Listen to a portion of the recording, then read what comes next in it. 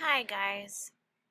What I did for my data, my raw data, is I looked at a benchmark test that my fourth grade students have recently taken.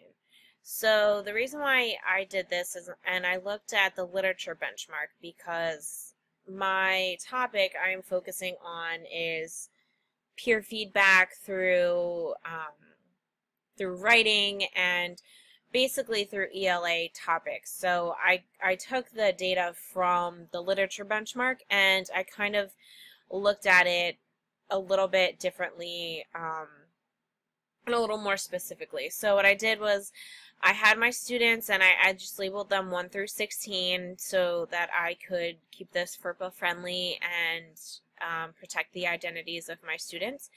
And in the book, it talked about breaking down students by gender. I decided that I would look at this, so I kind of broke it down a little bit, and I made green for the females and pink for the males, and it broke it down a little bit, but I already had known that I had more males than females in the class, so I just kind of wanted to see if their scores were kind of had anything to do with anything, and it didn't really. So that was just one of the factors that I started to look at, but then I kind of just, kept it there, but didn't really add anything to my overall assessment of my data. So then I took their whole score, and the bottom that I have here is the average of the scores. So we have some outliers of students that scored crazy high in the thousands, and then I have students that scored particularly low in the 200 range. So that's basically split up between advanced, proficient, basic, and below basic, PSSA language. So the 200 to 500 range is below basic, and it goes up from there. So we have a few proficient, some advanced, and then a lot of basic and below basic students.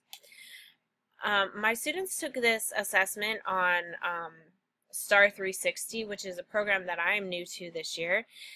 But what I really like about this program is that it bases, it takes the student's score and it breaks it down by standards that they are from the PA Common Core standards that they're particularly struggling in. So I took some of the standards and I just labeled them 1 through 8 right here, and I gave students a 1 if they mastered or were on the way to mastering a subject, and then a 0 if they were in the basic or below basic range. That's how the STAR 360 broke down the data, if the students were on the right track with the standard and those students who were particularly struggling. So and I added the information up here, and I came up with the students' averages based on the standards and where they fell. So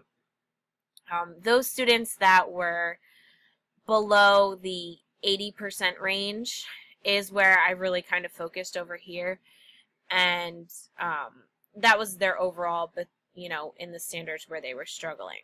I've really focused on standard 1 because it standard 1 is that the students are producing a clear and coherent, and they're writing with development and organization to the appropriate task, purpose, and audience. So that's the standard that was being talked about as labeled as standard 1 up in my prior chart. And what I want to focus on through my research is the standard 2. So with the guidance and support of peers and adults, develop and strengthen writing as needed by planning, revising, and editing. So this is the standard that I really want to focus on helping students to become more proficient in, with the help of this standard with the guidance of support and peers. So I'm really focusing on the peer editing aspect of this, and I focused on standard 1 for this particular topic. So I broke this down by, this first chart is students who had begun to master Standard 1 and then students who were really struggling. So what I had was, I have number 1 is students who are struggling, which the number is higher than the students who are already on the road to being obtaining mastery. So what my goal is to, by looking at this data, is I kind of want to match up these students that are on the way to mastery with those students that are really struggling when it comes to peer feedback, so that those students that are already kind of have a good grasp can help those students who are struggling down here. So I think that even though this number is smaller, it'll help those students who are really struggling. And on here, this was the data, the chart that I came up with that talks about the data that is the final data from all the standards right here.